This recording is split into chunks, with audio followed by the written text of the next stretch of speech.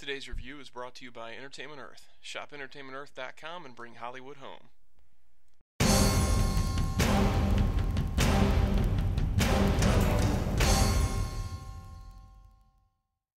Hey everybody, and welcome to another ActionFeatures.net Toy Talk review. Today we're taking a look at the Star Wars The Force Awakens Assault Walker vehicle with First Order Stormtrooper officer. Recently, EntertainmentEarth.com sent us over a Imperial Forces Black Series 6-inch 4-pack for review. That review just got posted just recently. But in the box, they also included their Entertainment Earth exclusive vehicle here, this Assault Walker, and asked if I would like to review it. And of course, anytime. If you want to send me something over, I'll review it. Now, I'm not all in on the 3 3/4 Force Awakens line. The boys actually have more of this stuff than I do. But I do like the line. I just haven't picked up everything from it. I have picked up a lot of these Saga Legends style 5 points figures, and I'm a big fan of that line. I really like the 6-inch line, and I really like the 5 points articulation smaller line, just because it's a better price point, especially as a parent of collectors. It's an easier price point to deal with than the 6-inch line, and I feel like the 3 3/4 articulated line that's showing up at Walmart is a bit on the expensive side for what you're getting. So for me as a collector, the 6-inch line is perfect, and for me as an adult collector with kids buying for them, this line's really great too.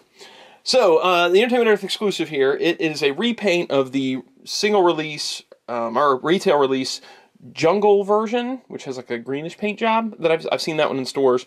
Entertainment Earth got this version, which is a sort of desert scheme. And instead of the black pauldroned Stormtrooper that's included with that one, we get the orangish red pauldron First Order Stormtrooper officer. And this is the only way to get this version of the First Order Stormtrooper with this colored pauldron.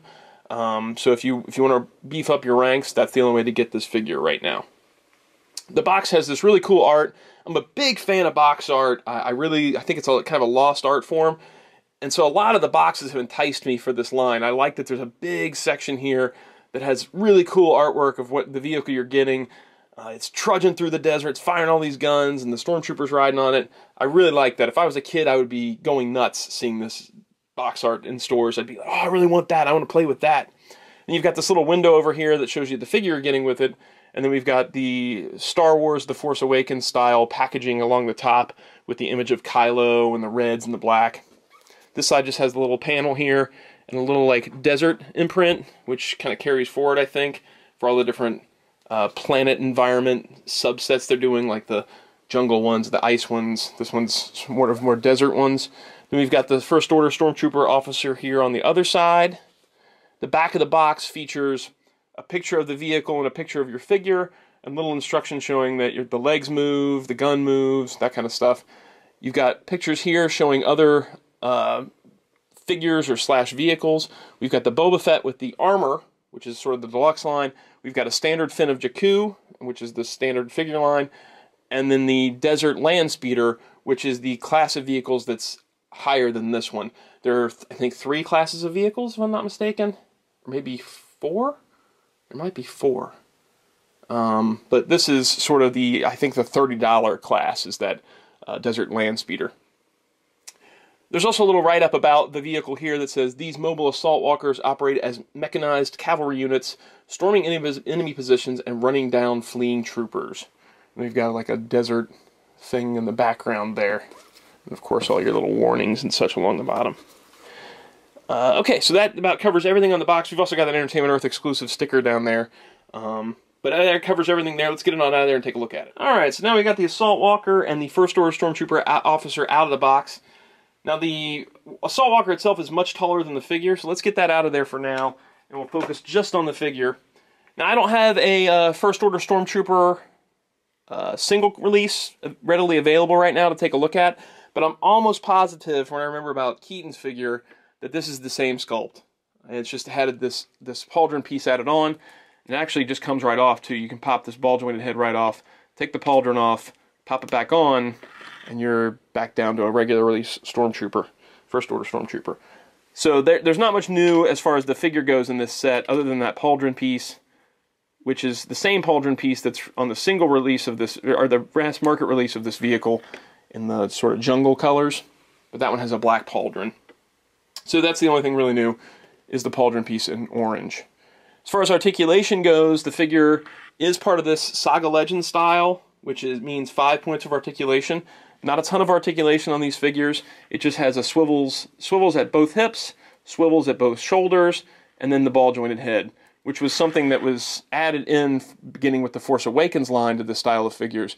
Before they were all swivel heads, and now they seem to have all ball-jointed heads, which makes sense because it makes it easier to change over heads. So if you're going to do like a Finn as a Stormtrooper or something like that, just pop heads off and switch them in between.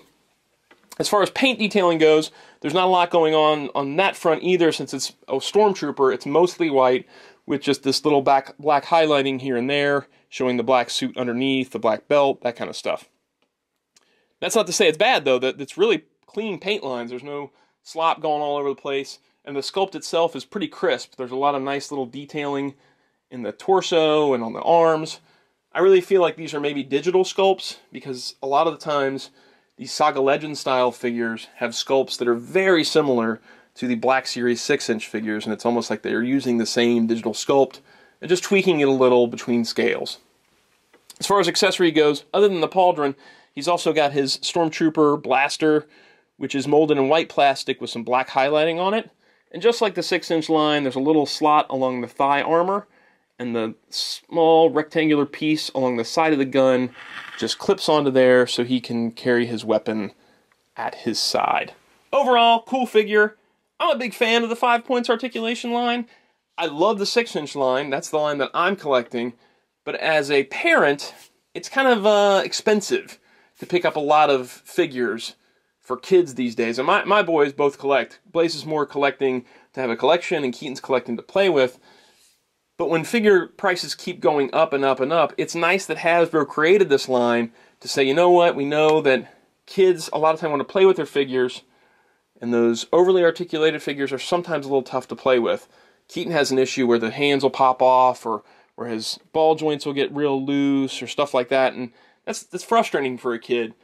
When I was growing up, this is all we had, was 5 points of articulation, and we did just fine with it. And I hate to sound like an old fogey talking about walking 3 miles to school or something like that, but it was just fine back then. And I feel like for kids, it's just fine now. They don't need double-jointed elbows and triple-jointed knees and double swivels and all that stuff. They just need a figure that can move, go in vehicles, and reenact whatever play scenario they want to have. So these are perfect for, especially Keaton's age, where he actually wants to play with them and doesn't want them flopping all over the place. I don't think I've ever heard him yell from out of his room like, oh, I wish this had a knee joint or something like that. He's just playing with his figures. So for Hasbro to create this line, it fits that perfectly. They're also a 3 3/4 line where they're super articulated, and they're at Walmart, and they're like $13 a piece or something. And I'm sorry, I just can't justify that much money for 3 3/4 figures anymore. So this line is really cool for me, and I'm a 5 points of articulation supporter. I really think they're nicely sculpted figures, and we don't need tons of articulation at this size. So overall, I give the figure a thumbs up. I really dig it. It's a good sculpt. Cool addition to this. It's kind of a little bit odd that they would include this pauldron in the exclusive version, because I think most people will want that colored pauldron. But they did the same thing in the 6-inch line, where they included this version in the Amazon 4-pack. So they must know what they're doing. I don't know. They're smarter than I am, I guess. All right, so let's back this up just a little bit, and we'll bring in the Assault Walker vehicle with him. Now, the Assault Walker vehicle, adjust this just a little bit more here, guys. Raise it up and back it out. There we go. So the Assault Walker vehicle. Now, a lot of the vehicles in the first wave of Force Awakens stuff aren't actually vehicles that appear in the film. I'm hoping I'm not spoiling anything there for you, but I'm not going to say which ones, but there are a good amount of vehicles that are out now that don't actually appear in the film. This is one of them. This is, a lot of the stuff they made was off-camera type vehicles is what they're referring to them as.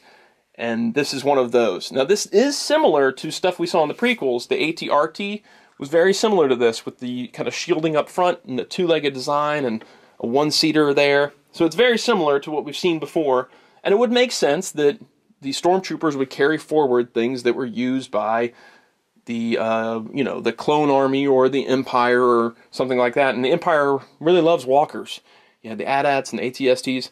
So it would make sense that the First Order would have a vehicle like this. The other thing that I really like about what they're doing here is it reminds me of being a kid and collecting mini rigs. Mini rigs were something Kenner did where they designed vehicles that weren't in the film but that would match kind of the aesthetic of the film. So if you couldn't afford the Imperial Shuttle, you could pick up an ISP-6 mini rig and have a great time reenacting what you saw the Imperial Shuttle do or something like that. So I'm a big fan of stuff that they're kind of making up to go along with the line. It's been a while since they've done that, in my opinion. They did this a long time ago when the Power of the Force line started with like a cruise missile trooper, but I don't feel like they really do it that often anymore, where they kind of make up their own thing. This also reminds me of the Justice Jogger from Superpowers when I was a kid, which again was something they made up for the line, where it was, hey, you know what, let's make up a vehicle that's just fun, that we can use our imaginations and have the kids, come up with their own thing. I really like that. So for the vehicle itself, I don't have an ATRT, but I feel like this has to be a different sculpt, at least somewhat, because they had to adapt it for the 5 points figures, and I don't believe the shielding in the front is the same. I don't know for sure. But this one has articulation where I'm going to call these hips, where they meet the body of the thing and they kind of ratchet, so you get positioning that stays where it's at. And then it's got an ankle joint as well, and it's got that same ratcheting position. And this makes it so you can get some posing out of this, and once you have it ratcheted just right, you can get it to stay wherever you want it to stay. I'm doing a bad job of illustrating that. But yeah, you see how it's kind of got one foot stepping forward. You don't have legs flopping all over the place. You get them in position, and it'll stay in that position. As far as paint detailing goes, there's not a ton going on here. There is some camouflage markings here and there, like it's a darker brown, and then there's the red striping here and on the feet. What is there is pretty clean. I don't see any slop or anything anywhere. There's also a joint here where the gun is mounted along the bottom, and then the controls can move up and down inside the cockpit area. Then it's got these antenna pieces which are kind of just plugged in there. The detailing itself, it reminds me very much also of the vintage Kenner stuff, where it's got a lot of little detailing here and there, where you can really get in there and see, oh, there's some cords, there's this, there's that. The way the figure sits in, like I said, it's a 5 points of articulation figure, so it's not going to be able to straddle this thing. They just put a little spot inside there for the figure to stand in, and then he can grip the handles. I don't believe there's any foot pegs, no. There's just a spot for him to stand in, and then he would grip onto these handles here, and he'll stay in there pretty good. And man, that sure does remind me of a mini rig. I could totally see this on a vintage Kenner box.